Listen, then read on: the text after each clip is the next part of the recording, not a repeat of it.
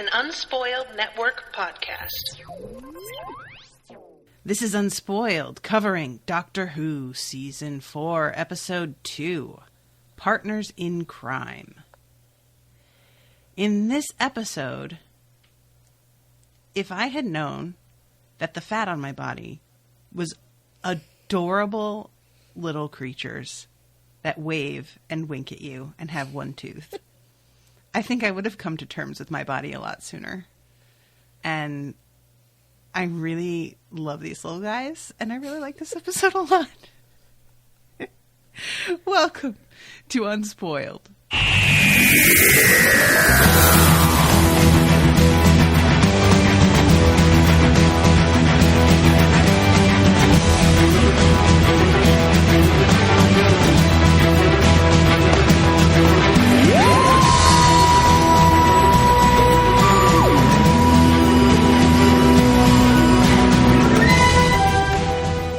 Welcome to the show, everybody. I am Natasha. I'm Jamie. I had a brief moment of rewatching this episode where I was like, is she going to be mad about these little fat creatures? Because the adipose are so cute. They're super cute. And like when the episode started and they were like, we're going to be talking about trying to lose weight, I was like, oh no. Oh no. But I was pleasantly surprised that this, while about a weight loss drug, technically not a drug, but whatever, it's not really fat shamey. Like there's people talking about losing weight, which, you know, whatever. And granted, you don't see many plus size people on TV unless it's an episode about weight specifically. So, yeah. But it's really not as bad as I was afraid it would be at the start. And these little guys are so adorable. I remembered once this episode started that I saw a pop doll of one of these guys. Yeah. And I was like, is this adipose? And I don't think I really like checked what property it was from. It was years ago, I think, at this point. But I was like, it's called adipose? Oh my God, is this fat? Is he a little fat? And I just like held it up to Owen and was like, what?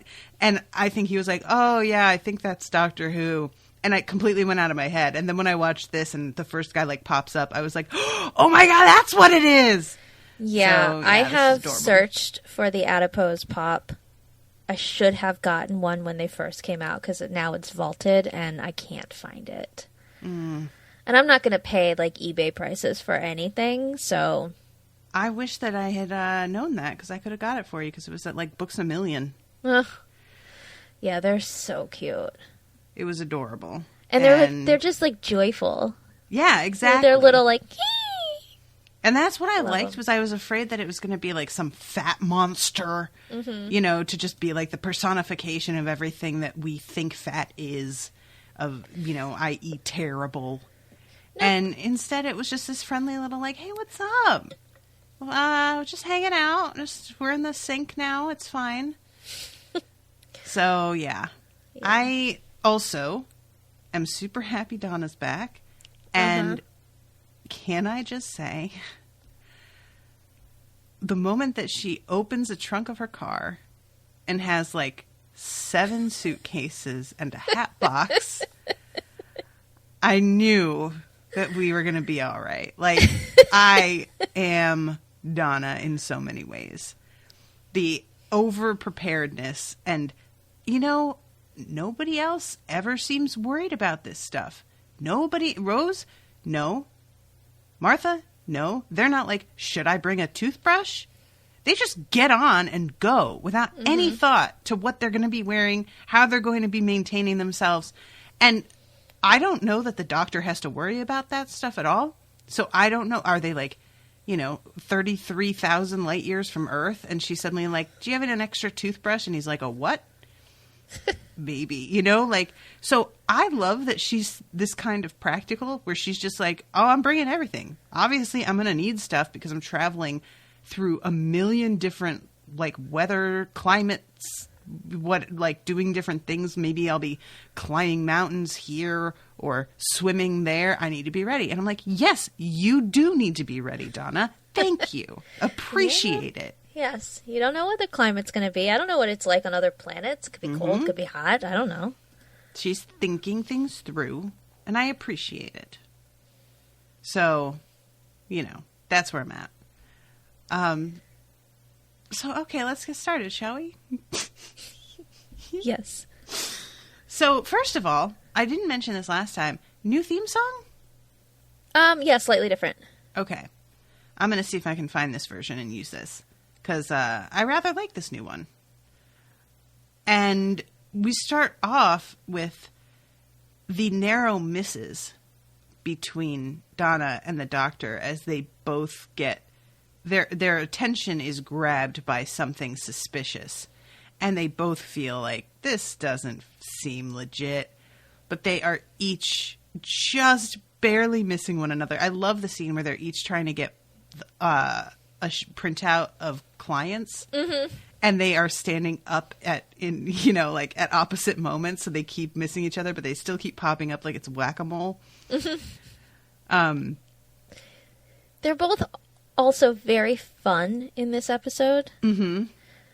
Like, he's just got a lightness to him in this episode that he hasn't had in a while. Yeah, agreed.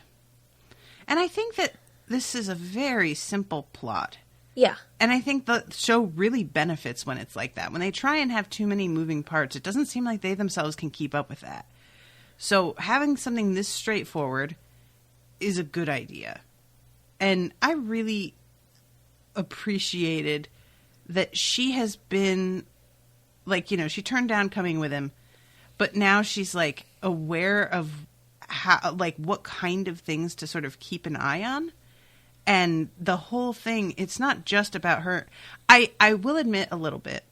I was bummed that she wasn't just, like, investigating shit on her own for the sake of it, because I really kind of thought that's what it was at first. And then it turns out that she's, like, checking out weirdo stuff because she knows that he's going to be, like, looking into similar things and that chances of running into him are higher. But I appreciated that despite the fact that she hadn't run into him out of the gate investigating this, she was still continuing to do it. Yeah. And her whole vibe is so professional in the start of the episode that when she goes home and it turns out that she's, like, still living with her mom or her grandpa. Her mom and her grandpa. Okay, yeah. That I was laughing because when I first saw her walking down the street all, like, business and in her suit and ready to go, I really thought that she had, like, figured out life and was on her feet again.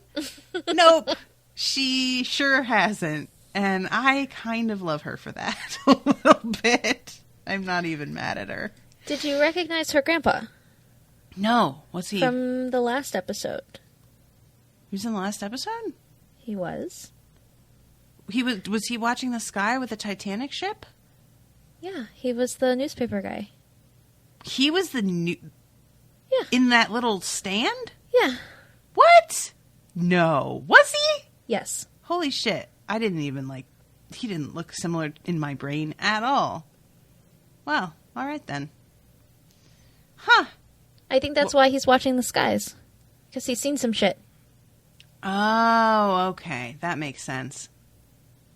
Well, he's adorable in this. He sure is. And I really, really love their relationship and the way that he handles seeing her on a fucking spaceship. He is just fucking excited. Spin is one of the most joyful things I've ever seen. Yep. And it just, like, gave me goosebumps just now talking about it. Like, it just makes me so happy. He's great. I really am. I think that's what it is, this episode, is that everybody seems to be having a really good time. Yeah. And even the bad guy is just trying to birth little adorable fat babies. She's some kind of intergalactic super nanny. Like, and the woman herself, she's, like, terrible.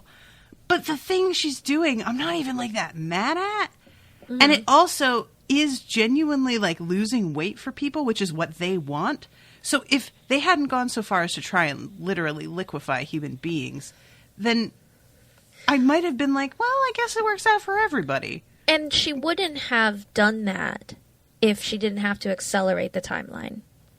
Yeah, that's true. Like, her plan wasn't to kill millions of people. It was to just birth millions of little adipose. Mm-hmm. Unbeknownst to any of these people, because it was happening while they were sleeping. So they weren't even aware. It was kind of Donna that made that worse. Sorry, Donna. You're trying. I get it. I mean, if I were her, I would have been just as like, what the fuck? This is obviously bad news. Yeah, and she didn't know that by twisting that little pendant that it was going to, like, set off alarm bells and make them like, oh no, something's happening here. We need to just accelerate this with this one person. And then when the doctor gets involved and she's like, okay, well then I guess you've got my back against a wall. I suppose I have to, accelerate this timeline as well. And just all of these people who have taken these pills now need to go because I have to take all this fat. I have to create my babies. I have to take all this fat. Bless. But then even the doctor tries to save her at the end, too. Mm-hmm. Yeah. He does his best. He does his level best. And she just won't hear it. She's like, no, they need me. But she crossed the line and... She's like that manager who gets fed up and decides that she's going to leave because she just wants to see how you get along when I'm gone. And guess what? They get along. Because they have to. Yep. You're not that special. You're also a cog in a machine, along with the rest of us, I'm sorry to tell you. Yep. You're replaceable. So there's that. Oh my god. So we have this chat for work. It's like it's an official thing. And there was something happened at some store, and one of the other ASMs made some comment about, like, well, the baristas just need to understand that they're replaceable. And another manager went in on her and was like, I think you need to talk to your store manager and maybe get a little extra training on how to treat people, because telling baristas that they are replaceable is absolutely incorrect. And the wrong attitude to have. And I, like, watched this go down and was like, woo, I am just not getting involved in this. Oh. That seems like the right call, though, to be honest. I felt really bad for the girl who said it, but I also understood, like, that really isn't, I don't treat my baristas like they're replaceable. Because to me, they're not. I need them, I rely on them, and I want them to do a good job. And in order to get that to happen, I treat them with respect. If they ever felt like I was like, well, it doesn't matter, I'll just replace you. Well, what's that going to do for me? It doesn't foster loyalty. Nope. So, yeah, she said it, and I was like, oof. And then when the other manager, like, went in on her, I was like, oh, yeah, I'm stepping away. And it really is underestimated, I think, how valuable it is to have fucking people that are really familiar with the place and trained well. So acting like you can just replace them with some schmo who doesn't know anything and it's going to be like an effortless transition to a different person is absolutely like short-sighted and foolish and just going to bite you in the ass. Yeah. So why would you fucking handle it that way? Right. And then on the other side, it's like I've been in situations where my bosses wouldn't promote me because I had become so valuable to them that they felt like they couldn't replace me, so they wouldn't advance me either. They just wanted me to stay as their assistant, and I'd be like, yeah, but I want to make more money and have more, more responsibility, a better job. But yeah, but you're so valuable to me. Right. It's like, well, that sucks. Yep. So I'm stuck? Yeah. Great. I don't really care about your future. I'm just interested in my life being easier. Yeah. Yay. So I guess it goes both ways, but... How do we get on that? Oh, because she had that manager attitude. Sure. So, yeah, she does the thing that the doctor does where she just flashes a thing and it's just like, yeah, I'm here for this. Except hers isn't magic, but apparently it doesn't matter. Everybody just listens to her anyway. Well, hers actually, her mom says something about how you had that job at Health and Safety for a week. So she has an actual badge for Health and Safety. Yeah, it took me, at first I thought she was just flashing something really fast and it wasn't a real badge. Mm-hmm. But it turns out it is. She, like, kept her badge from that 1 week working at that job. She is smarty pants. Yeah. I like it. See, this is the kind of forward thinking that we need on the team. Appreciate it. So we have the speech from this woman who would have made a pretty good Rita Skeeter. Mm-hmm. And it's a very Rita Skeeter vibe. Doesn't she? The glasses probably help. As soon as she says the fat just walks away, I'm like, oh no. Like, I figure that's real bad news, but I just don't know how that works. And I was like, literally in my head, I was like, the fat, does it just turn into a guy and leave? And that is literally what it is, which is amazing. What? I'm fine with it. And yeah, there is a journalist in the crowd who is like, okay, hold on a second. We've all heard this sort of tale before about how you just take this pill and everything is all set. Yeah. Why is this any different than the other million things? And this woman tries to, like, sort of give a bullshit science answer that even as I'm listening to it, I'm like, yeah, we've literally heard this before too. Like, the whole, like, what do they call that? Pseudoscience. That's the one. That I just really enjoyed, that this was a little bit of a spoof on the diet pill industry. Mm-hmm. Which, guys, I hate to be the one to tell you this, but the diet industry is pure evil, does not care about you, and it is a complete contradiction that they would want you to lose weight.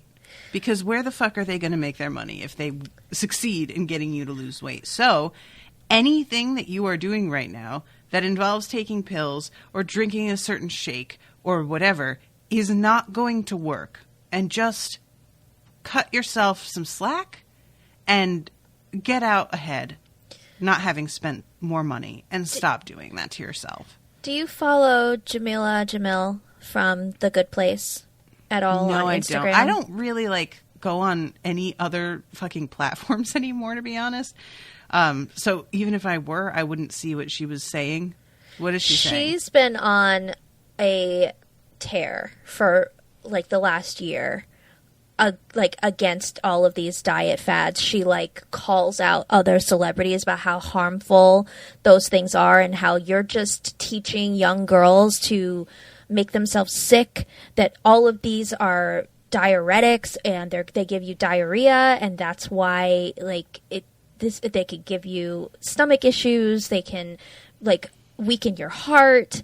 Like, she's so anti all of that shit, and she is not afraid to go straight for, like, the really famous Kim Kardashians and be like, you suck for spreading this around.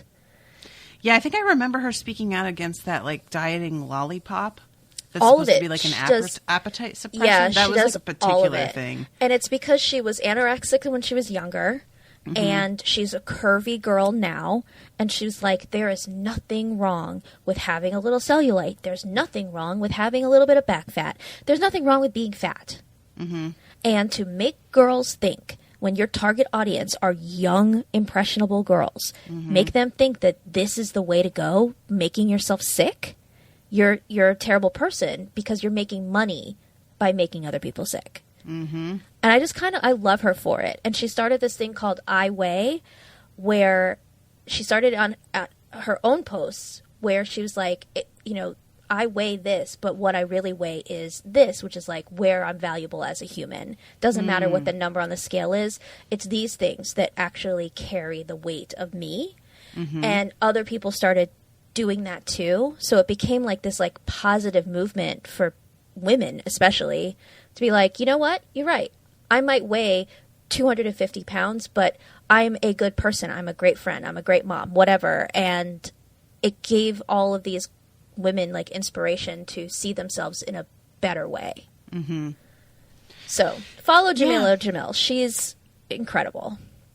It's really hard, like, because I absolutely 100%, if there is a fad diet out there, I tried it. Like, But I'm they not trying never to work. shy away from that. I absolutely have tried all of them. And the thing that's so insidious about them is that initially they work, and it makes you think that you found the thing. But initially, practically everything works, because initially there is an immediate change that your body is like, oh, well, we'll adjust, and you'll usually drop a lot of water weight. And then your body starts to be like, oh, you want to keep doing this? Hold on. And frankly, our bodies don't like to lose weight. It is a documented fact that when you gain weight, your body starts to adjust to your new weight, and any attempts to lose weight, your metabolism actually changes to keep the higher weight. So there is a huge New York Times article about it. But essentially anything that says that it has proven effective for permanent weight loss is absolutely a lie. There is nothing out there that has a majority effect. And if we treated weight loss the same way that we treat other, quote, illnesses, which it's not, but if we treated it the same way and looked at the effectiveness of dieting, and it's the fact that it works for like 3% of the population long term, and by long term I mean like 3 years plus, we would be like, oh, well, clearly this doesn't work. But for some reason we've bought into this delusion that we're the reason it doesn't work, that if we just kept doing our thing, the fact that it doesn't work because we can't continue to live a certain way is not our fault. It's because our bodies don't want to be where we think they should be. My mom has tried all of those diets too. She did South Beach, she did Atkins, she's doing keto right now. And every time she does this, I'm like, Mom, it's going to work at first. Mm-hmm. And then as soon as you stop doing it, you're going to bounce back. Or it'll work to a point and then it won't anymore. But when she was on Atkins, that drove me the most crazy because I was like, I'm sorry. Anything that tells you that you should eat bacon, but you should not eat salad is not a good diet. Yeah, I recently posted about this, and there was somebody who's like, well, I've been doing keto and I have long-term success. I've been doing it a year and 6 months. And I'm like, no, that's not long-term success. That is very short-term within the last year and a half. If you can keep that weight off 5 years from now, then I'll say, okay, you know what? That worked out for you. And even if it did work out for you, you are not the majority, not even by a long shot. Right. It's not that's just anecdotal evidence of whether something worked for you for any particular period of time isn't anything. It's meaningless. And trying to chime in with well, for me, no, sorry. The data says, and you can say what you want about your own situation and try and pretend that you're going to be the exception to the rule. But frankly, it's so unlikely as to be borderline delusional. And I've just reached a point in my life where I am interested in getting really strong, and I'm doing weightlifting and trying to just focus completely on how much can I lift and consistently eating to make myself feel better. But I have given up on the idea of losing weight because it's just sort of irrelevant at this point. It's just I have come to terms with the fact that if I'm going to be this weight the rest of my life, I at least want to feel good in the body. Right. So let's do that. And it's totally I can't tell you the possible. change of when you make your mindset less about what does my body look like and more about what can my body do? What can I what new things can I try to explore? Because I never considered myself athletic. So I never bothered to even attempt anything like this because I was just that's for other people. And now I'm like, no, that could be for me. How much can I lift? That's interesting. And the whole feel of going and exercising is different now. I'm not doing a chore. I'm not going because I have to, because I'm trying to force my shape to change. Right. I'm going because I want to know what I can do today. And if I don't go today, I'll set myself back a little and I won't be able to lift as much next week. So I really want to go and make sure that I stay on track. And it's just the whole vibe of it is different in your like gut when you approach things from a place of loving your body and caring about it and trying to get potential out of it. Yeah. So anyway, I'm off my soapbox now. But I just wanted to, because, you know, this is obviously dealing with weight loss supplements, and there's no way for me to not talk about that as somebody Right. who has like tried fucking I tried that like that master cleanse where you just drink that like lemonade and cayenne pepper for Yeah. like I did it for 10 days. I didn't eat a thing. I only drank that. How could you even function after a couple of days? Honestly, it wasn't. I was like still going to the gym and like doing cardio and stuff.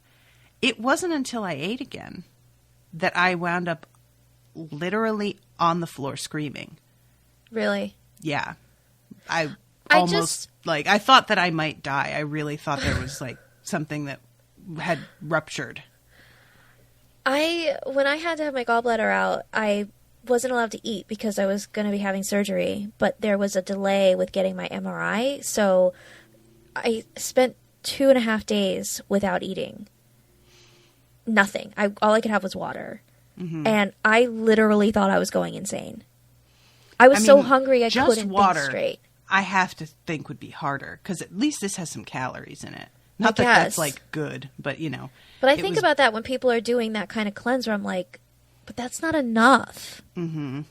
And I mean, having surgery was one thing. Starving was the worst thing I've ever experienced because I was literally starving. Yeah.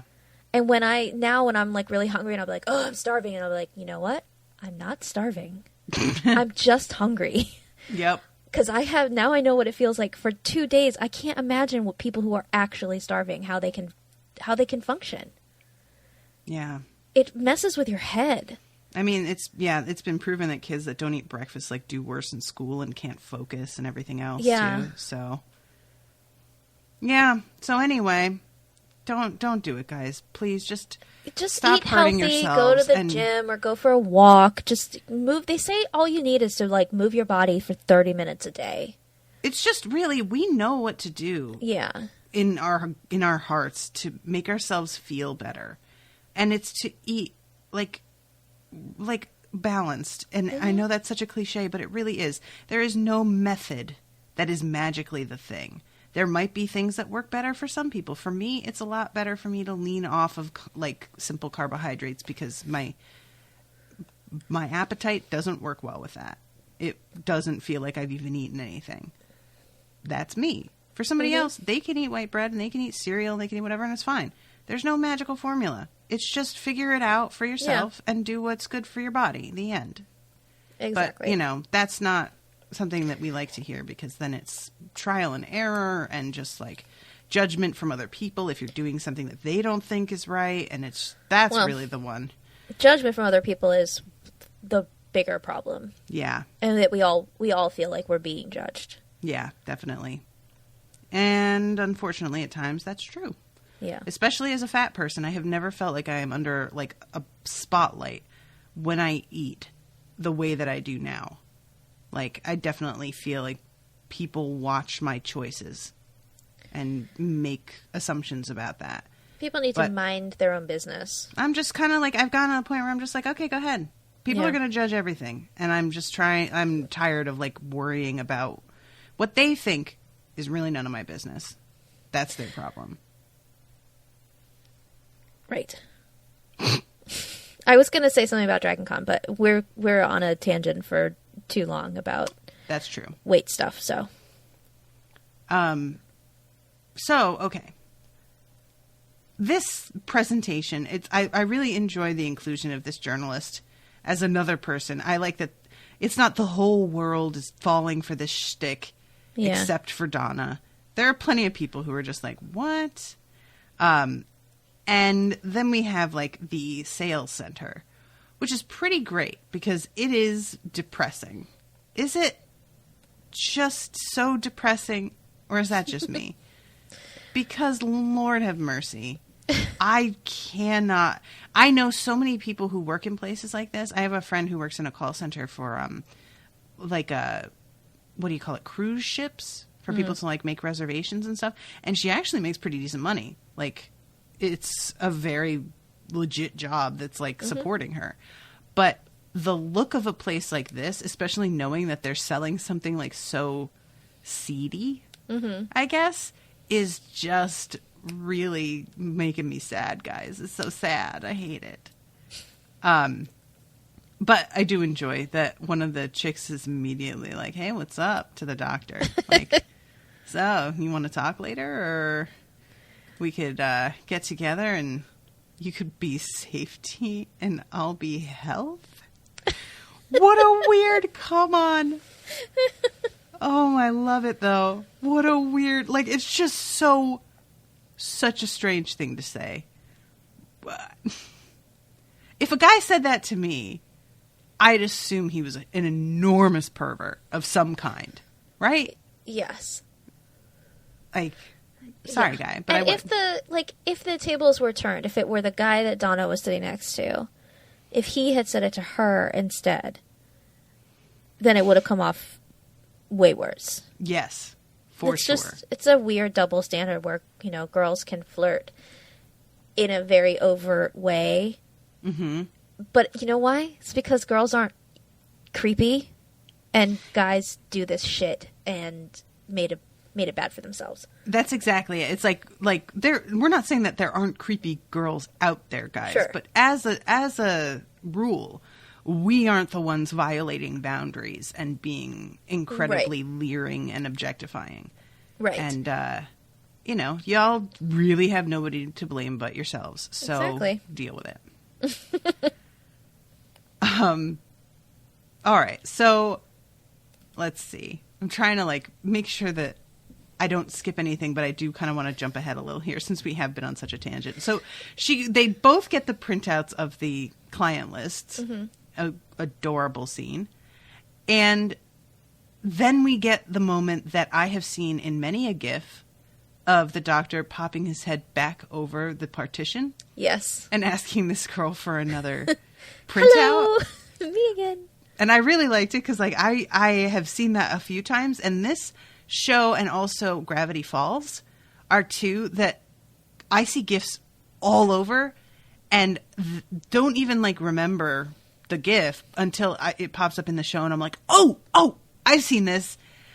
Now you have context. Exactly. And they both go to different clients' houses. He goes to a dude and she goes to a woman and are asking them about what their experience has been like and how they're feeling and everything else. And the one woman is like very happy with how much she's lost already and feels great. And the dude is like, I feel good too. But weird thing, my burglar alarm goes off at exactly 1:10 in the morning every single morning. I don't know what it is. I wake up, there's nothing.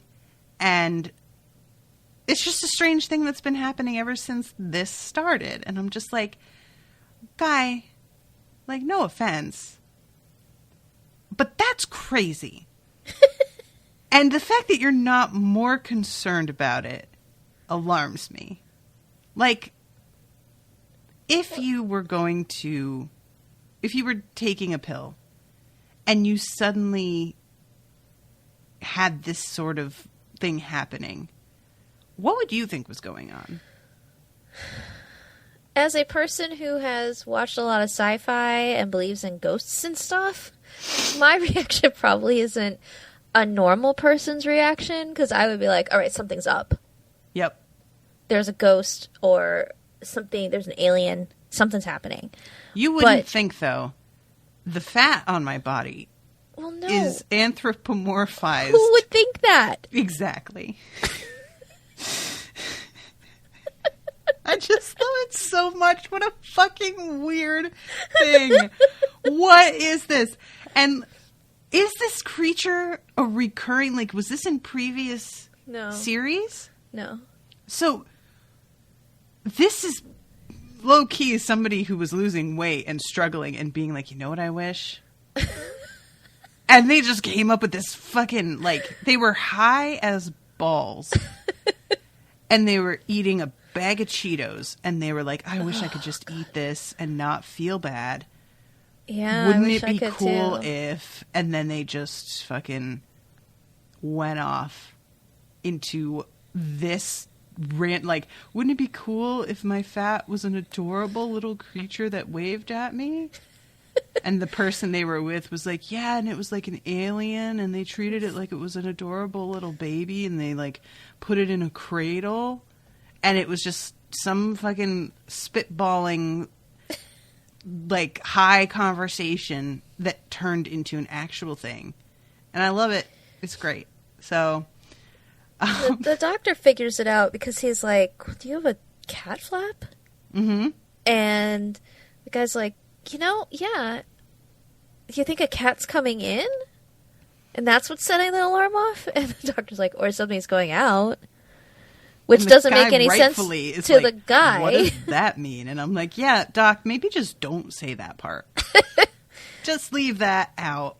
The fat just walks away. It's so creepy. I know what happens, and the things are adorable, but when you say the fat just walks away, that's real scary. Like, I don't like it. I don't think that should be their tagline, that's what I'm saying. But anyway, okay. So the most truthful thing about them is their tagline. That's true. That's true. So, this woman that Donna's talking to goes into the bathroom because she's about to go out for the night. And Donna She's is going to go break up with her boyfriend. Oh, that's right. I could do better than him now. Which, you know what, girl? Go get it. And Donna is sitting on the couch, and she's playing around with the pendant that they get. And the woman in like response, you can tell because of how it's cut together, her body starts to like move of its own accord as Donna is playing with this thing. And it's like a really intense... It's weird because it seems more like she's freaked out than that it hurts. Yeah. It doesn't seem like it hurts until later. Like the first one, just from when Donna turned the little pendant, that just seemed to freak her out. Like, what the hell just happened? But then when the woman, what's her name, Miss Foster, when she does this unscheduled parthenogenesis, let's advance this, and sends a team out, like fast tracks it, then it's like it hurts really bad because it's all happening at once. And it's also happening to the entire body. Right. Yeah, that makes sense. Like, if you lose a pound, it's just going to be kind of like, oh, okay.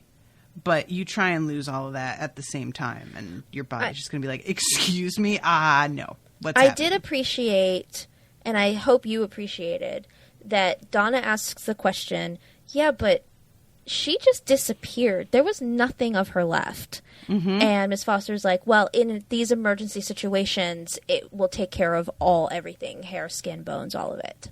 Yeah, because I was also just kind of like, well, that's crazy. And yeah, you see, this is what I'm talking about. This is Donna. She pays attention to these details. Appreciate you. What's up, girl? So I feel like the writers may have gotten complaints from fans, like, because there's a lot of course correction happening in this episode. You know, the doctor admitting that he knew that Martha fancied him and saying, like, he just wants a friend. Of course, he says he wants a mate, and she's like, you want to mate? And he's like, no. Listen, I can't help but feel like if I was talking to a guy that I knew was an alien, I would probably hear I want to mate also. Because, like, that just feels like the way that you expect an alien to talk. So I am not mad at her for that mistake. I wasn't mad at her. I thought it was very funny. But I feel like what they did with Donna is they have her asking relevant questions, which Martha never asked anything. It's true. Rose would ask questions, but Martha never did. And they spent an entire season with Martha mooning over the doctor, which was very boring for the audience. And so here they're establishing right from the get-go, he just wants somebody, he wants a companion. He wants somebody to travel with. He wants a friend. And she's like, you're not going to get any funny stuff from me, space boy. And, like, I won't lie to y'all, when she's talking to her granddad and she's like, I'm waiting for the man. Yeah, the right I think man. they did that was on like, purpose. I think you're right. Because, like, at first I was like, are they seriously doing this again? Yeah. And then once she says, you're just a tall streak of nothing. Oh, my God, if that isn't the most belittling. I fucking cackled. Calling a dude a streak. I mean, that feels very like, you are shit to me. And I know that's not how she meant it, but goddamn. Yeah. So I'm fine with that, though. I really enjoyed that. Oh, Lord, Donna, I'm really happy you're back, girl. Yeah, she's great. So they are, this woman disappears. Donna sees one of these little things, like, jump out the window, and she's just like, what the fuck? And tries to chase after it. The doctor is, like, using a sensor and following it to a similar area. And then they wind up, again, almost meeting, but just barely missing each other. Yeah. Meanwhile, Miss Foster is reviewing the surveillance footage because she has figured out that somebody had to have taken one of these pendants because it, like, tunes in with a person's body when they touch it, and somebody's been, like, messing around. And she sees Donna. No. Well, that's what they make it look like. They make it look like, yeah. Yeah. And she says one of these people is a thief, and she's reviewing the footage, and we see Donna in the foreground right before she says, there she is. Mm-hmm. But, it turns out to be, what's her face? What's the name of the journalist? Penny. So Donna goes home a little bit shook, understandably. And there is this amazing montage of her mother nagging at her, and it fades in and out a few times. Guys, I am so glad that I don't have a parent that does this. Yeah. I am so glad. Like, I know people that definitely experience this. Thank God. I mean, I'm so sorry if you are one of the people that has experienced it, because it seems excruciating. Yeah, her mom's pretty awful. Yeah, she seems rough. And it's not like her mom seemed great in The Runaway Bride. That's true. I forgot about the fact that we had, like, seen her already. Yeah. But yeah, you're right. So she finally is just like, all right, I'm going to go. Where's Grandpa? And goes up the hill. Where is he always? Up the hill. And it turns out, I didn't even recognize him, but as Jamie has pointed out, he's the guy from the last episode. Mm-hmm. And he's been on alert because he wants to spot some unusual activity again. And he is a lot more sensitive to the fact that Donna is, like, going through some shit. But he isn't afraid to be like, bitch, what's up with you, though? Like, he's not trying to be a dick about it like her mom and just basically be like, you're a fucking failure. But he is definitely saying something is wrong because you're just, like, wandering. And I don't understand what your plan is, if you have one, or, like, what you're looking for, or what. He at least expresses it with concern. Like, it's been a rough year for you. That whole mm-hmm. thing with your fiance, and, like, I'm worried. Mm-hmm. Without coming right out and being like, I'm worried. It's just right. like, but he's her mom just berates her, and he's like, yeah, your mom, that's what she does. But really, like, what's your plan here? And I just love the two of them. Mm-hmm. I love their relationship, and I want them to, like, touch base. I hope that she gets to go home and, like, chat a little bit the way that Rose did with her family. So finally, there's the moment where she sneaks back in and hides, and the doctor is doing the exact same thing. And she's in a bathroom, and when Miss Foster comes into the bathroom and is like, I know you're fucking here. Of course, she assumes that they know about her. Mm-hmm. But that's not what it is. And that was a big surprise to me. And I liked that. Because sometimes things like this, like the little twists, I see coming a mile away. And I'm like, ugh, yeah, duh. Can we get on with this? We all know. But this one I was really like, oh, okay. And I like that a lot. And yeah, it turns out that it's Penny. And Penny's just like, yeah, so what the fuck, though? Like, honestly. What are you doing? I know your research is fake. Like, what's going on? And I could not help but laugh at how she continues to just be like, I am going to call my editor. Like, she's being taken into custody and she's being tied up. But I'm going to call my editor is the thing that she's, like, threatening them with. Which, sweetie, we're so far past that now. You need to just get the police here. You need to, like, this is unless I guess she's worried that since she was trespassing, she's going to be the one in trouble. Which I get. But yeah, the reaction that she had was so funny to me because it's really like completely missing the point, you know? And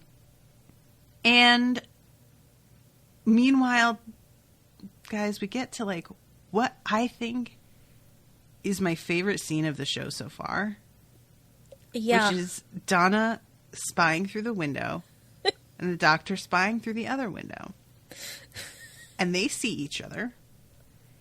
And she is so excited and starts waving and talking to him. And the whole thing is really like, she is thrilled. Doctor's just puzzled and it's just like, what the fuck are you doing here? And it goes on a minute. And I was thinking to myself, they've really been talking a while. Like, what is Miss Foster saying by now? And then the camera pulls out. Because Donna sort of stops and is like, wait, she's not saying anything.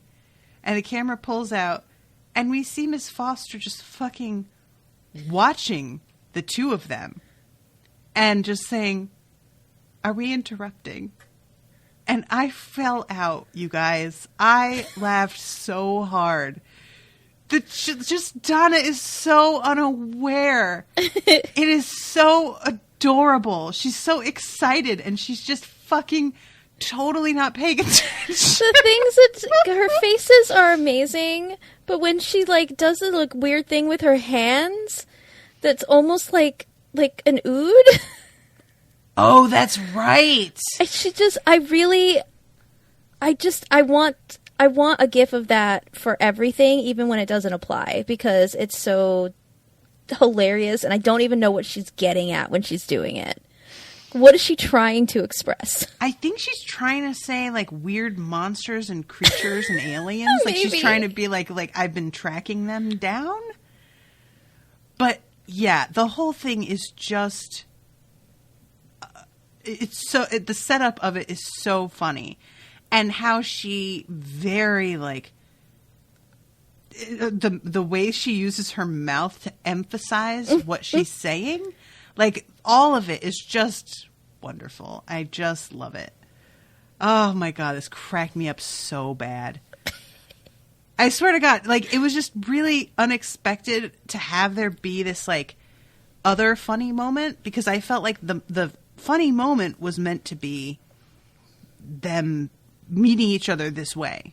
Yeah. But then to add that joke on top of it, just that was the one. That was what I needed. Thank you. So they're caught out, and this woman decides to send her people after her, and is like, they literally have machine guns. Mm-hmm. Like, honestly, that's crazy. Yeah. Can we just talk about that really quick? Like, that's not something that she should just be out here wandering around in her hallways of her, like, office building with security armed with machine guns. Yeah. It's fine for the show. I'm like, okay, sure, let's do that. But really, it's insane. It's very extreme. Yeah. So, okay. I'm sorry, guys. It's just so funny to me. And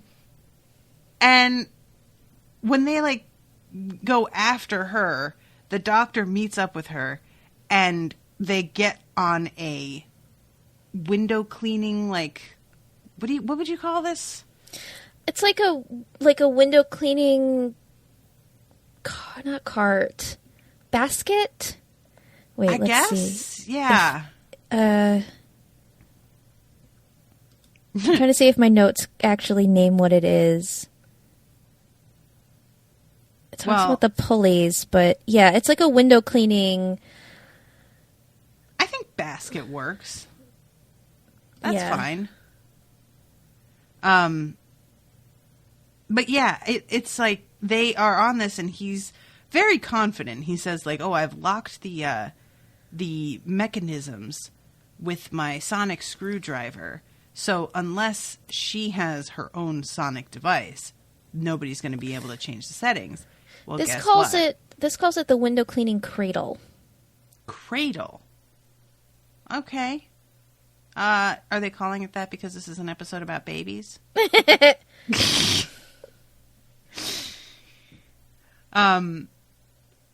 yeah, she winds up, like, first of all, stopping the thing. Then she, like, tries to rewind it and finally just breaks a piece of it off because, like, the doctor's fighting her with his little screwdriver.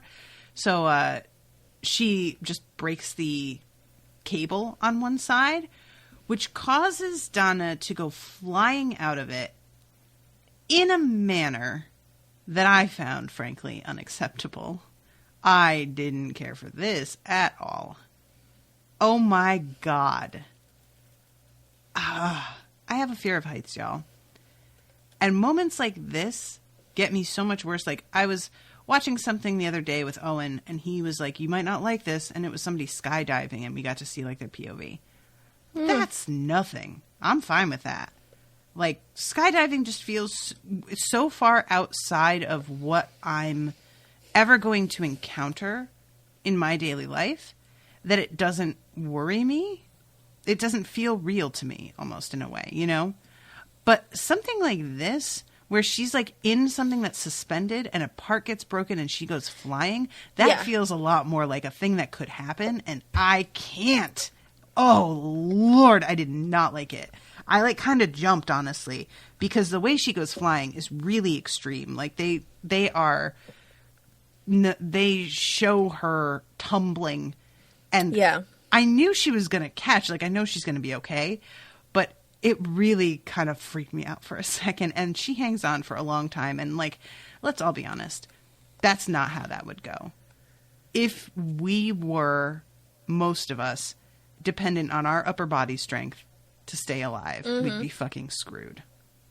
I'm lifting weights at the moment, and I know that for sure.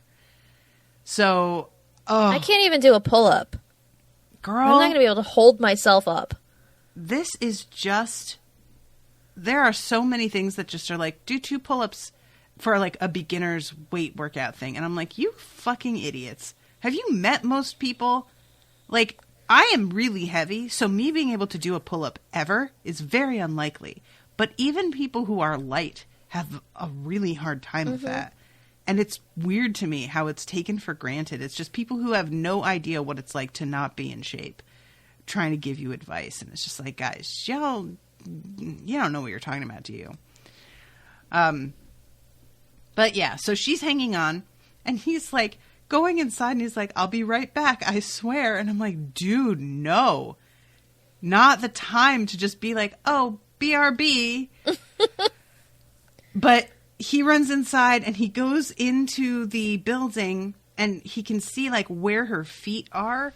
And he goes to that office, which happens to be the one that the journalist is locked up in, and opens the window, and fucking Donna fights him at first and keeps being like, get off. And I'm like, Donna, I guess she's worried that it's like her enemies trying to hurt her. I think so. But if they were trying to do that, they would just stay up there and like break the other cable. He manages to like stop the cable from getting broken and take the woman's sonic screwdriver. Yeah, he like uses his sonic to like knock hers out of her hand. Yeah. And it is pretty fun later on when they finally get confronted. He uses the thing to like free the reporter, but she doesn't get very far. But he puts them together, and it just makes this horrible sound. Mm-hmm. And yeah, he's like, "What? Do you know what happens when you use two sonic devices against each other?" No, let's find out. And he's just like, "Yeah, me neither." So, does he like? Well, you can't tell me, but does he just keep that? Does he have two now? Can Donna have one? Can Donna have a sleek pen-looking sonic screwdriver that she uses? I think he throws it in the trash. Oh, why? Doc! I think he throws it in the trash in this episode, does he not? I don't remember. Oh, I'm mad about it then. I don't like that. I guess that's fine, but I hate it. Come on, she could have had... You think you just being the only one who has one is a good plan? Come on, guy. That disappoints me. And it's a pen. It's perfect because she's a human. She can carry around that fucking... The one that he has, if it were a pen, would be one of those, like, big pens that's, like, as big around as a spool of thread that has, like, 15 little clickers at the top that each is a different color. You know what I'm talking about? Yes. That's what his would be. And I love that hers, like, kind of goes with her aesthetic of, like, business lady, at least in this episode. It would be so perfect. What a shame. So I'm trying to make sure that I didn't skip anything because I kind of jumped around there for a second. The guards and the foster lady hold their ears and go down. These two make their escape and go to the control area where he has like figured out what it is that she's going to be trying to do, as reports start to fly around about people collapsing in restaurants. We see some people, including Donna's mother, who's out with the girls, starting to have some weird symptoms. And the doctor is panicking because he thinks that he has figured out a way to stop her. But then she ups the, like, what is it that she calls it? Gestation? Yeah. Whatever it is she does, she doubles something like it. that. Yeah. And he starts to freak out and does not know what he's going to do. And Donna keeps trying to be like, what do you need? What do you need? What do you need? And finally he's like, I need another one of these pill pendants, but I don't have one. And she's like, here, dummy, and holds it up. And he looks at her like she's a revelation and takes it. And they are able to stop the thing. It's not as many babies as Miss Foster wanted, but she's kind of like, you know what? Still got a lot of babies. We're going to be fine. Yeah, she'd wanted more than 1 million, but 1 million is good enough to make an impression. Exactly. Now, we didn't talk about the whole reason that she's doing this is because the planet where the royal family of this the Adiposian royal family, their planet disappeared. And right. So she wasn't instructed to do this. She's taken it upon herself to go and make all of these babies to try to rebuild a population for this lost planet. Right. And he says something about how that is against the Shadow Proclamation, something, whatever. Right. Yeah, is she an Adiposian herself? I don't know, because they don't really say what she is. She's obviously got a human form, but she talks about how she gave herself a name when she came to this planet. Mm-hmm. I don't know. Well, I am curious about that. Like, if she shapeshifts or if she's, like, just a like, is she a big fangirl and she's trying to, like, get their attention somehow? She worked for the family. She worked for the royal family. But it sounds like maybe they didn't need her anymore because their children had all grown. But then the planet disappeared, and she took it upon herself to try to repopulate.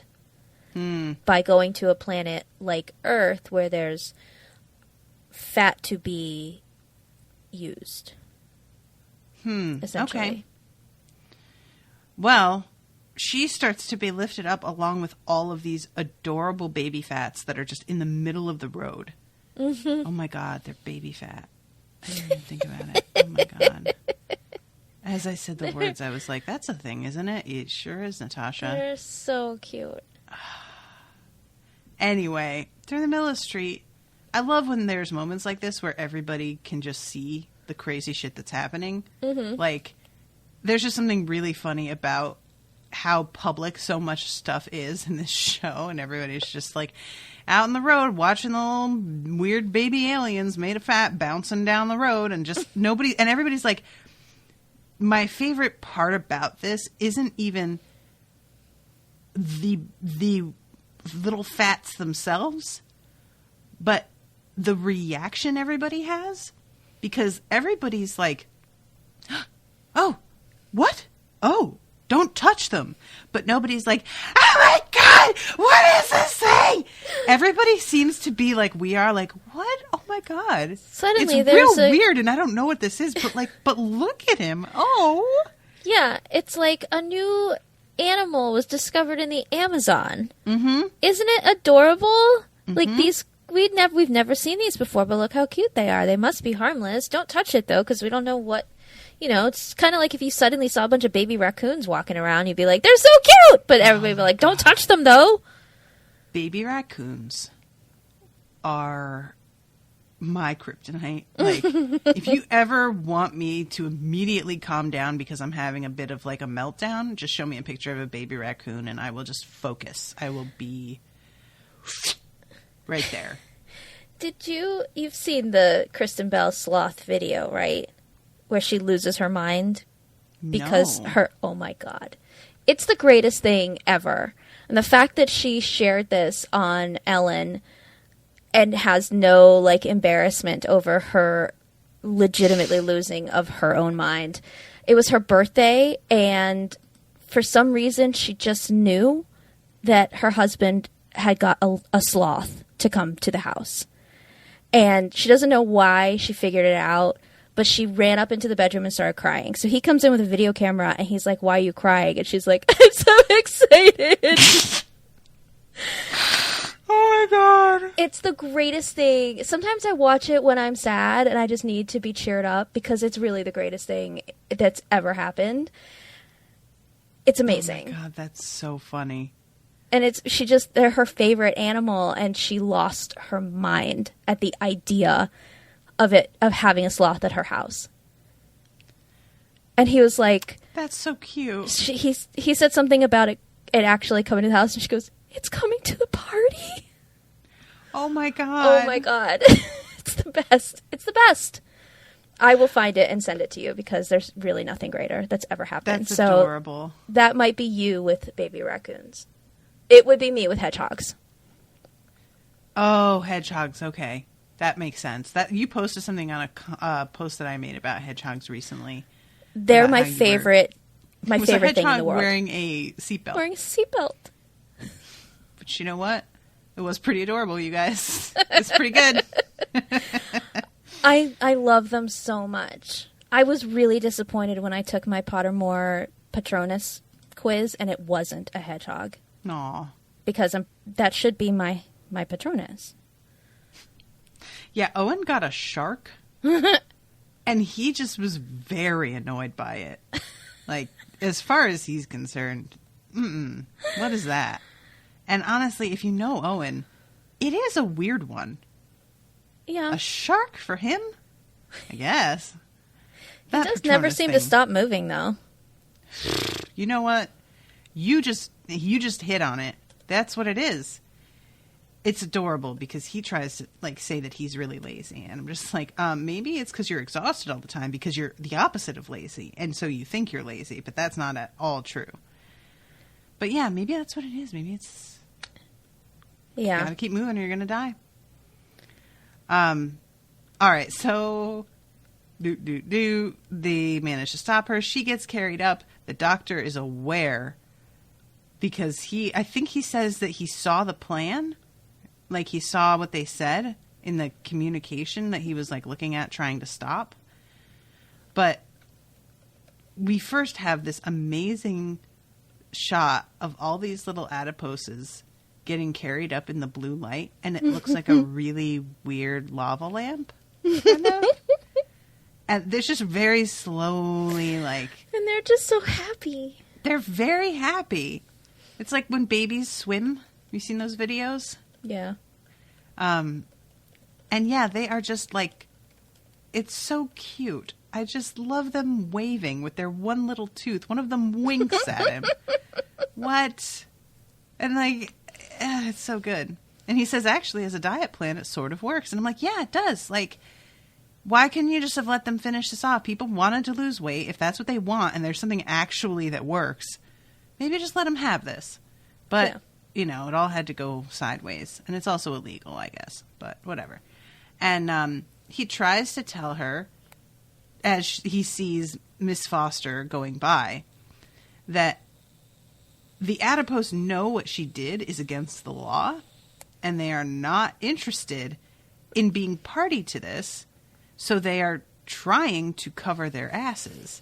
And she is not believing that. She's like, I am the one who got this all set up and figured out. I am dedicated. I am way more than just some nanny. And he's like, yeah, you're the accomplice. You are more than this. And it's bad for them. And she's in the middle of defending herself when the light that was carrying her up goes out. And she looks around like, what? And then plummets to the ground. And it's pretty brutal, to be honest. The fact that you described it with a Scooby-Doo sound effect is pretty good, though. Because it's like that, right? Yeah. It just feels sort of like... You expect her legs to start scurrying like they can propel her to the building. Exactly. I wanted there to be like a... that sort of sound effect as she like runs in midair for a moment and then is like, oh no. Whoops. And he tries to save her and she's like, oh, you don't know what you're talking about. They're going to be so appreciative. Yep. Yeah. She's like, what, so you can arrest me? And he's like, I mean, probably, but that's a whole other thing. Shh. So yeah, she goes down. Donna has to like, you know, grab onto the doctor and be like, oh my God, I just saw a human being plummet to their death. I'm upset about this. But then she gets over it. Did you just tag me in this? Yep, you sure did. Jamie's sharing this Kristen Bell sloth meltdown on Facebook. I will have to watch this later. And the way that Donna's like talking to the doctor about going with him, and she had said earlier, like, I should never have turned down your offer. And he says, offer. And she says, to come with you. And he says, come with me. And she's like, yeah, oh, yes, please. Like, he's just asked her. Mm-hmm. Because Donna is a hot mess. And once it comes down to getting her stuff, the doctor's sort of nonplussed. He's just kind of standing there staring like, this is all this is all happening. Okay. And she catches on to the fact that he doesn't seem particularly enthusiastic about the whole thing and asks him what the hell is up. And he says, what is it? He says, it's a funny old life, traveling with me. And she says, you don't want me? And he says, I'm not saying that. And she says, but you asked me. And he doesn't really argue, but he definitely didn't ask you, Donna. And he says, the last time with Martha, like I said, it got complicated. And what he had said to her earlier was like, I ruined half her life. Mm-hmm. And he says, and that was all my fault. And really, I just want a mate. And she says, you just want to mate? And the way that she says it and then opens her mouth and looks at him and then sort of hides behind the door of the TARDIS. It's so funny to me. I love her so much. Oh, she's so funny. You're not mating with me, sunshine. And he keeps repeating himself, and she says, well, just as well, because I'm not having any of that nonsense. You're just a long streak of nothing. Alien nothing. Which, damn. All right. So good, though. I love it. I love it so much. And then he's like, all right. And she's like, oh, so I can come? And he's like, yeah, of course you can. I'd love it. And she screams and runs up to him and is about to hug him and then realizes she has her mom's car keys in her pocket still. And really, she should leave those, which is very thoughtful. Which leads up to the weirdest moment in the show for me that I just don't know how to explain. She goes to a bin to leave the keys. There's a cop right behind her. Mm-hmm. She could leave those keys with the cop. Does she do this? No. She literally throws them in the trash. Maybe she doesn't trust police. Fair. And calls her mom, tells her they're in the bin, and then walks up to a woman who is standing watching the weird scene and tells him, a tall blonde woman calls Sylvia. Tell her that bin there. It'll make sense. That bin there. And runs off. And we see the back of this person's head, and I was like, that's Rose. And sure enough, she turns around, and it's Rose. And she looks really sad. Really sad. And then walks away and suddenly goes insubstantial and disappears. Mm-hmm. And it's super weird. What do you think? I think she's found some way to travel and is looking for the doctor and is getting places too late and is seeing like the aftermath. That would explain why she looks sad. Yeah. But how is she doing that? Unless maybe she's an adipose and this was her nanny that just died on the street and she's really sad that her nanny is dead. I think you cracked it. I think that's what it is, actually. I take it all back. But how is she doing this? No idea. Like, does she still have TARDIS powers? I mean, if she did, wouldn't she have done that immediately instead of spending all that time in the other universe working in a shop? I mean, having dreams about the doctor and then going to Bad Wolf Bay? Maybe she's dream traveling. Maybe. Like a... like astral projection? Yeah, exactly. Astral. That's what I'm going with. Okay. Yeah, let's do that. Yeah, it's a really weird moment. And, like, while I really like Rose, I'm so prepared for Donna to not be any romantic nonsense that I don't want Rose messing with this. I don't want her up in here making shit weird again. I want there to just be the doctor getting to have a good time with a friend and there not being a whole other issue happening.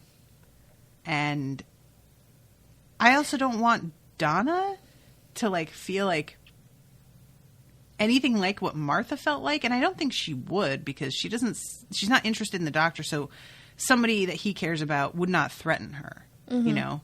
But I just don't want her to feel like, this is the girl that he actually wishes was traveling with him. Well, do you know what I'm saying? Yes, but she kind of disappeared, so it doesn't seem like there's anything to worry about. I don't know that this is like... I feel like the fact that she disappeared is irrelevant, because I don't know that she couldn't decide to stay somewhere. Okay. I don't know how it works, what she's doing. So I'm erring on the side of caution, which is that she's tracking him down to, like, be able to actually be with him again. But I don't know that that's true. So I don't know. Guys, what I'm saying? That's the end of the episode, is her getting into the TARDIS, and the doctor here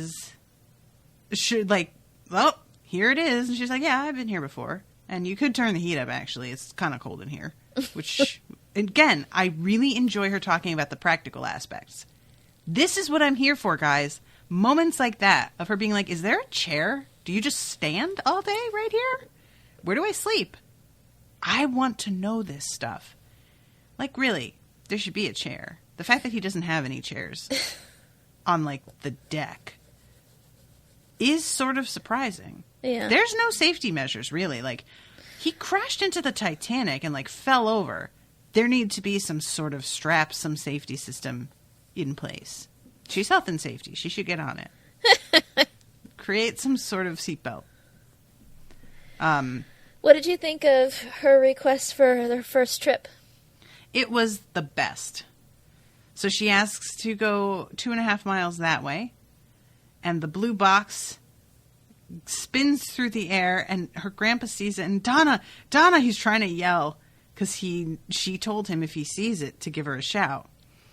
And when he sees it, he looks through his telescope, and he sees her waving, and he is so excited, and he says, that's Donna, and that's him. That's him. And I guess he recognizes him from the previous episode, since he was the same guy. I cannot believe that I didn't recognize him. But yeah, he literally does a jig. It's the best. He dances around. I love it. So that's the end of the episode, is him dancing. Yeah. And I'm really happy with it. This was a very happy episode. It's very happy making. So everybody's going to be really excited to know that you enjoyed this. Yeah. Was everybody really sad? I'm sorry, guys. Everybody, I think people got nervous because most of season 3 wasn't very fun to talk about, and therefore not as fun to listen to, I'm guessing. Yeah, I would think so. But I said, when people brought up, like, concerns, I was like, look, I don't like season 3 very much either. Mm-hmm. So, I truly believed that you were going to be more on board with Donna. And so it was just about getting through season 3, which turns out to not be great. And everybody was hoping that you wouldn't give up before getting to season 4 because they knew how much you liked her in her one-off. Right, right. The crazy thing is, they didn't originally plan on having Donna come back, they started conceiving this season with a different companion, and then Catherine Tate said she was interested in potentially coming back, and they were like, okay then, and reformulated the season. Can you imagine being the other companion they were considering, and then you find out that Donna just said she was interested, and you're just like, well, that was a fun idea. Well, it's not like they'd cast somebody else. They were still in the, idea phase. Mm-hmm. And Catherine Tate reached out and said, if you ever wanted to have me back, I would love that. And they were like, we would like you back right now. And so they changed the whole idea of this season to have Donna instead. And I think that it was the absolute right thing for the show, because the idea for the other companion was similar to Donna. In like she was going to be a little more forceful and like more of a friend and more outspoken and, you know, not put up with the doctor's antics in the same way that Donna was in that one episode. But they didn't think they could get Catherine Tate back, so they didn't even think about, like, let's just make it Donna until she reached out and said, I would do it again. I love it. I love it. Yeah. Because, yeah, like, this is exactly what I'm looking for, is somebody to call him out on his shenanigans. This is what I want. It's not that, like, it's not that deep.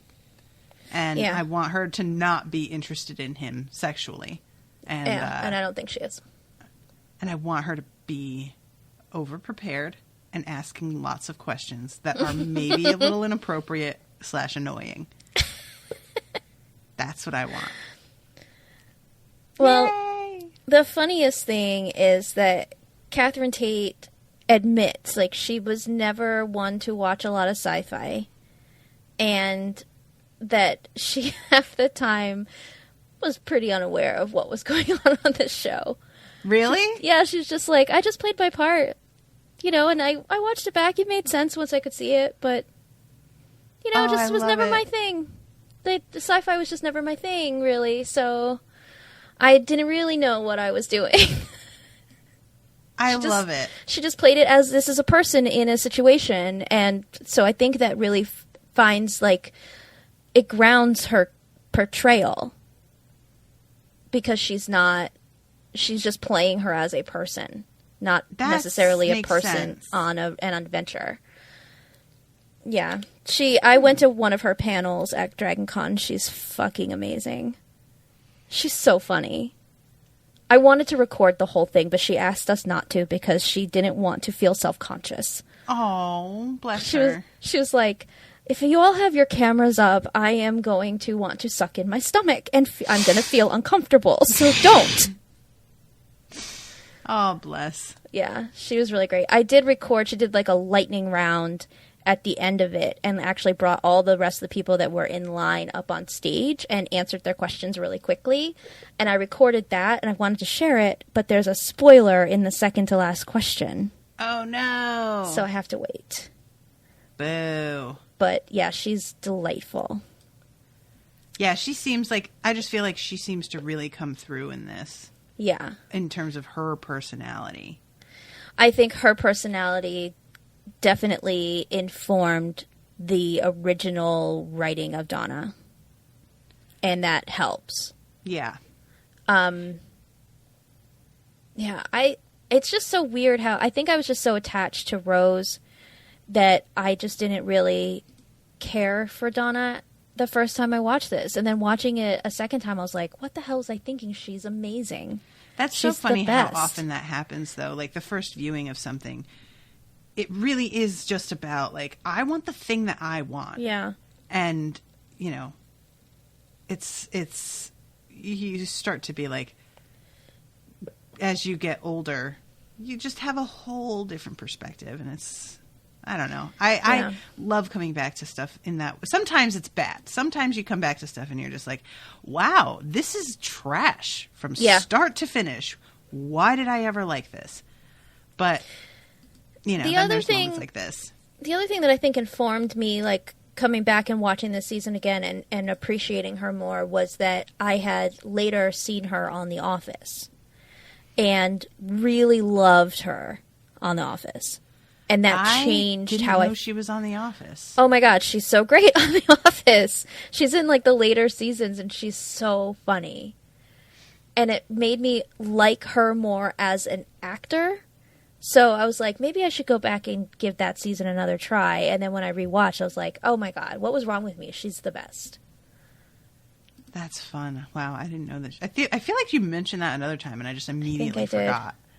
Yeah, she comes in, like, after Steve Carell has left. So it's in that... Oh, okay, yeah, I never watched... I didn't even watch up to when he left. Oh. So... Well, I had already given it up to by the time he left, but then it was ending, and I decided maybe I'd really like to experience the ending with everyone. So I went back to Netflix and watched everything I'd missed. and being able to binge it and get through the sort of shitty stuff quickly helped. And then she popped up and I was like, Catherine Tate, really? And then she was just so hilarious that it made me like her so much more than I had before. She's incredible. And speaking of Dragon Con, thank you guys again for the GoFundMe so that I could get my picture taken with Donna and the doctor and Martha. It was very quick. I've learned my lesson. Apparently, there's something called the Walk of Fame where you pay a little bit of money, less than the pictures though, and you actually get to have a conversation and get stuff autographed, and you can take pictures there too because they feel more comfortable. Oh, okay. And I didn't know that, and so I paid a lot of money to get a professional photo when I could have just gone and actually talked about my podcast instead of just being like, hi, and it being over. Yeah. But I still appreciate it because I got to hug David Tennant twice.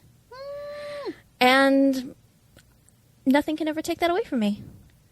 You can't take that away from me. He's very tall. And taller than I thought. He's 6'1". Made me feel... Is he? Yeah. Yeah, I definitely did not know that. He's very tall. He's very charming. And his panel was incredible. So it was, I had the best time. I got everything out of it that I wanted, except getting to talk to these people about my podcast and invite them on. But, Someday. David Tennant actually said in the panel that he's not even sure he's doing another season of his own podcast because it was so much prep work. He wasn't prepared for that. Yeah. He was like, just sitting down and talking to somebody is fine. I can do that. But some people they've written books and stuff. And you have to read that. Yeah. He's like, there was so much prep work, even for people that I'm friends with. I needed to watch some of the stuff they've been doing lately and, prepare. And I wasn't aware that it was going to be that much work. And so, I don't know. At least he's admitting it. Yeah, it's a lot of work. Yeah, I feel like that's just a thing with podcasting is people just don't really think through everything that goes into it. And they just are like, oh, I'm going to start one. And whenever I hear a certain tone when people say that, I make a mental note and I'm just like, yeah, all right. We'll see how that goes. And inevitably there comes a moment when they're just like, oh God. Oh, this is, yeah, it is. Yeah, it's a lot. It's a lot. I don't know how you do all the things that you do because me, when I was doing Lost, just the prep work I had to do for that, which involved watching the episode again, taking notes and writing up my notes and finding trivia and then later on editing. It was a lot of work. And you do 15 times that, maybe 50 times that much.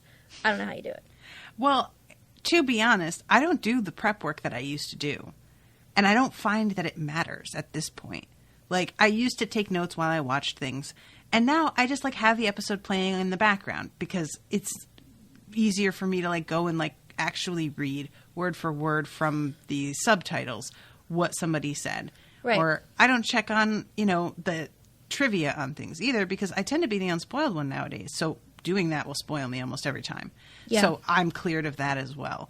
And when it comes down to trivia that's relevant, almost every time there's going to be a listener who's like, hey, did you know this? And I'm like, I did not know that. Oh, how about that? Right. So in that I don't do way, as much searching. Easier. I don't do as much searching for trivia for this show because I found a really great site for Lost that was really comprehensive. It had so much information on it. And for Doctor Who, I haven't found one that I feel gives me what I really need. It has a little trivia section and I don't dig any deeper because there are listeners who just know way more and are more than willing to give us the information that we are looking for. And I feel like that's better because then they can be involved and it's a conversation. But with Lost, it became a thing where there were just interesting things that I wanted to share with Krista when we were talking about it. Yeah, that makes sense. And I was, much more versed in that show than I am with this one. Like, I've watched the show a number of times, but I'm not an expert. For Lost, Mm-hmm. like, I challenge anybody to Lost trivia. Like, I'm gonna beat you. I'm an expert. But Doctor Who is just like, I'm somewhere in the lower half of that scale. Okay, yeah. I enjoy like the show. that. Like, don't get me wrong, there being, like, if there's somebody who's, like, a diehard as a co-host, that can be fun. But I also feel like it can be a little bit more accessible for listeners. Mm-hmm. If somebody isn't totally Yeah. fixated on, like, details every time and, like, sort of lets things happen for me, because that's really what I run into occasionally when talking to people who are extremely passionate and knowledgeable about something, is that it turns into less of a conversation and more of like a lecture. Yeah. And that's not what I'm after with a podcast or as a viewer. Yeah. So, I mean, I know a ton about Harry Potter too. And it's annoying to me if I listen to a show where they just don't know what the fuck they're talking about. yeah. With Harry Potter, that really bothers me because it's like, it's right there. It's a book. Yeah. Why do you not know this? And like with you and Rashawn, that was never a thing, because if it was something that wasn't brought up, it was for a reason it wasn't brought up. And I Yeah. would wait for it. And it's not like I was ever listening to that and being like, oh my God, she totally got that wrong. And like needed to correct you. So there's a way to be a know-it-all about it and not be a know-it-all.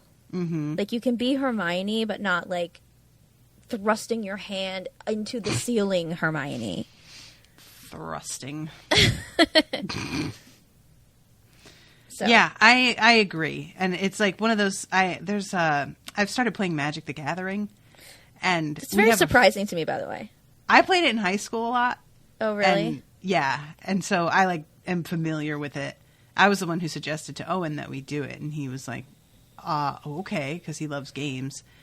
And it has been, there's somebody that we're friends with who is very into it and plays in tournaments and is just like extremely serious. And this person, every time that it gets brought up, fucking buries us with trivia, with like, well, have you guys done this? And reels off all this terminology that neither of us know, and says that they like want to play with us.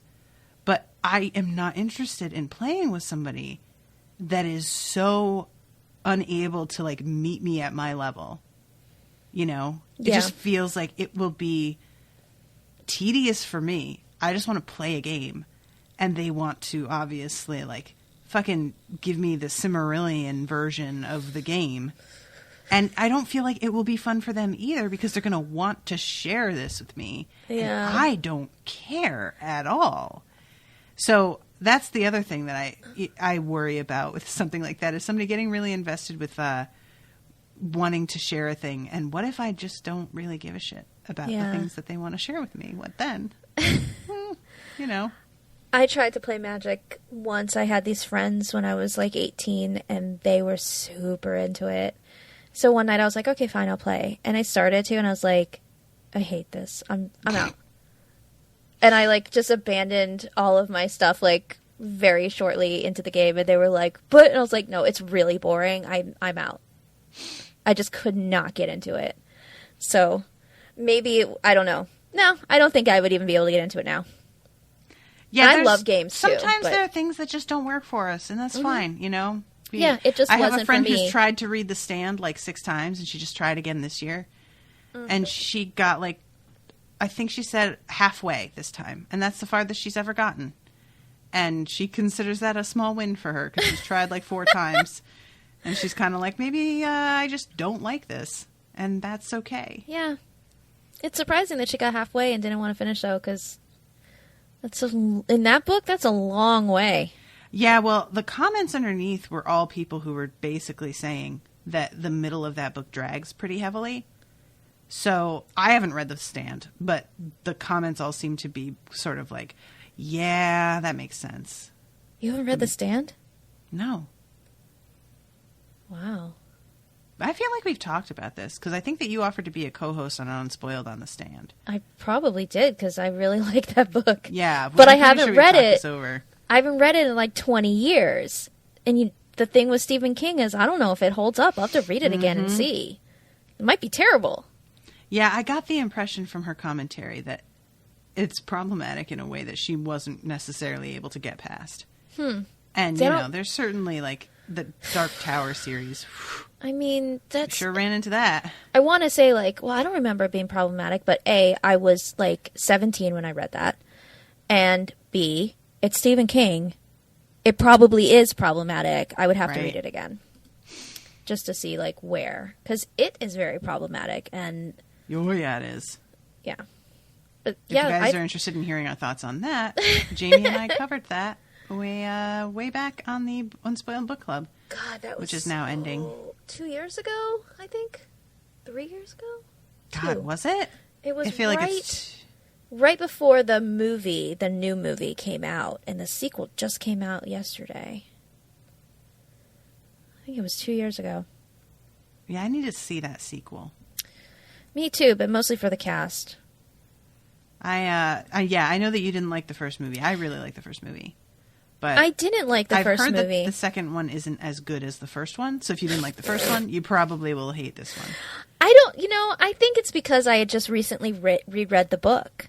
And it was similar, but the changes that they made I didn't like. Because, I don't know. Because every time somebody's like, but why did you dislike it? I'm like, I can't explain it. Because it wasn't bad. Mostly, I'll tell you what it was. I don't like how they did Pennywise. That's the main part of it. Ah, okay. He's all herky-jerky and, like, fast-moving and like, looks scary, and that's not the point of Pennywise, and that really pissed me off. I think it ruined the whole movie for me. I think that's what it was. But I really love James McAvoy, and I really like Bill Hader, and I really like Jessica Chastain. It's a good cast. So I'll probably go see it. That fucking moment in the library where the librarian is standing behind him, watching him, is one of the most unsettling moments in a film that I've ever seen. You guys. Was that Ben? I don't even remember that. Is it? I can't remember which character it is. It's the chubby kid. It would have to be Ben. He's the only one who ever went to the library in that book. So. Well, he is standing in the library reading something, and there is a librarian that just, like, helped him. Oh, right, but it's actually Pennywise? Yeah, but Ben never, like, finds that out. She's just fucking in the background, being a fucking creep, staring at him with this huge grin on her face. And there's other people in the library with him that simply don't look up and see this. So that's the part I think that unnerved me the most, is that he's not, like, alone and being stalked by this thing.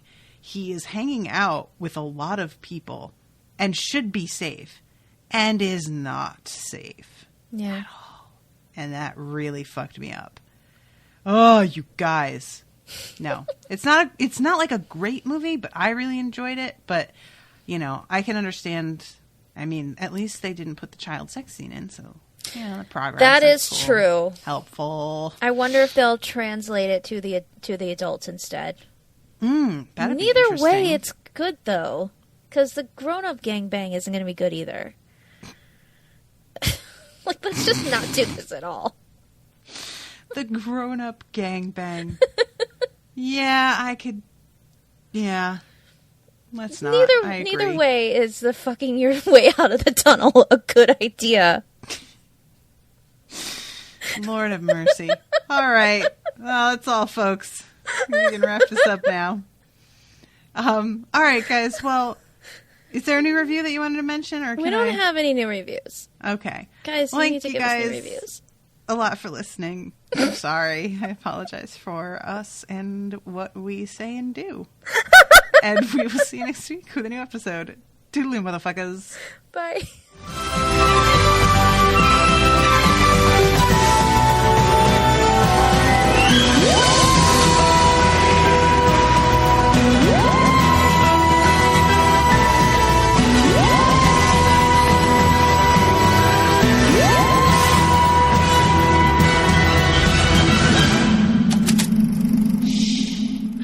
was an Unspoiled Network podcast.